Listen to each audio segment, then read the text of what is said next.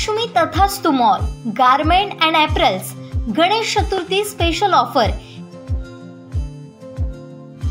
30 September पर्यंत मर्यादित। Aditya business centre पहिला आणि दुसरा मजला गांधी चौक सावंतवाडी। मोबाईल नंबर 9860 2593 76 आणि 9226 2493 76।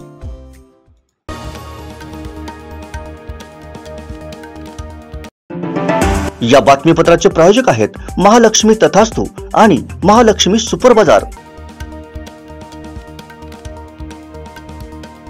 आरोंदा सावरजोवा येथे अवैध वाळू उत्खनन करणाऱ्या होडी व डंपरवरती सावंतवाडी तहसीलदार श्रीधर पाटील यांनी धडक कारवाई केली आहे। अवैध वाळू उत्खनन करणाऱ्या होडी व डंपरवरती ही कारवाई करण्यात आली। पिंगुळी नवीवाडी येथे सिंधुदुर्गच्या स्थानिक गुन्हा अन्वेषण शाखेच्या पथकानं उत्तम गावडे यांच्या घरामागील भागात गोवा बनावटीची 1,01,200 रुपयांची दारू पकडली। ही कारवाई महिन्यात 2 वेळा करण्यात आली असून उत्तम गावडे याला अटक करून कुडाळ न्यायालयात हजर केले असता 1 दिवसांची पोलीस कोठडी सुनावण्यात आली आहे। पती पत्नीच्या भांडणातून निर्माण झालेल्या वादात म्हापसा गोवा येथील एका महिलेचं 9 मे 2023 रोजी दोडामार्ग पाळी येथे खून झालं होतं। या प्रकरणी 2 संशयितांना पोलिसांनी ताब्यात घेतलं होतं। त्यातील ऋतुराज श्रावण इंगवली याची जिल्हा न्यायालयानं 1 लाख रुपये रकमेच्या जामिनावरती मुक्तता केली आहे।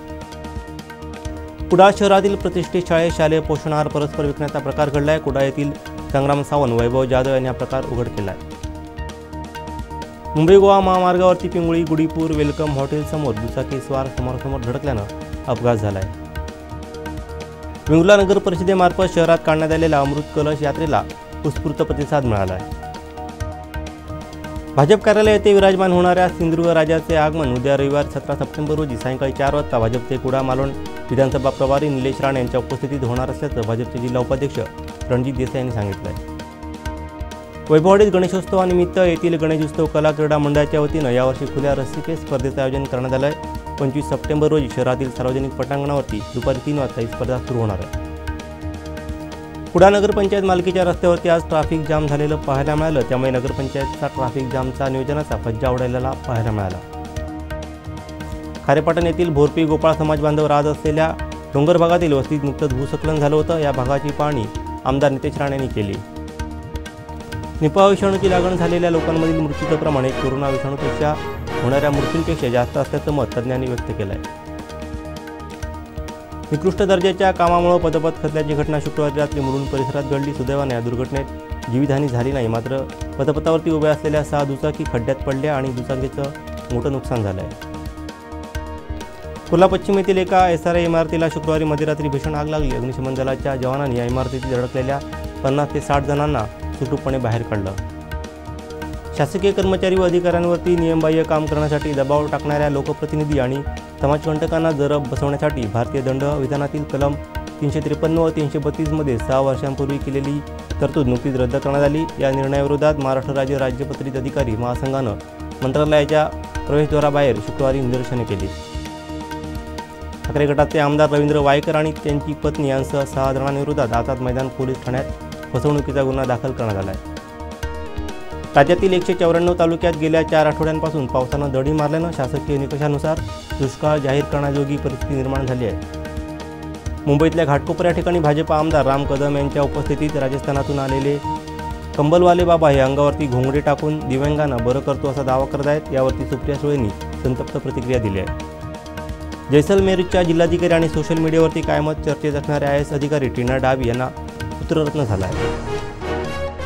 राजस्थानच्या कोटा येथील वसतिगृह प्रमुख आणि कर्मचाऱ्यांना मानसिक आणि वर्तणूक समुपदेशन, भोजन व्यवस्था आणि विद्यार्थ्यांची काळजी घेण्यासंबंधित इतर पैलूंचे व्यावसायिक प्रशिक्षण दिले जाणार आहे। ईडीचे संचालक संजय कुमार मिश्रा हे शुक्रवारी अखेर निवृत्त झाले। सर्वोच्च न्यायालयाच्या आधीच्या निकालाप्रमाणे मिश्रा यांना जुलै अखेर निवृत्त होण्यास सांगितलं होतं। दरम्यान सरकारनं शुक्रवारी भारतीय महसूल सेवेचे अधिकारी राहुल नवीन यांची सक्तवसुली संचालनालयाच्या प्रभारी संचालकपदी नियुक्ती केली आहे।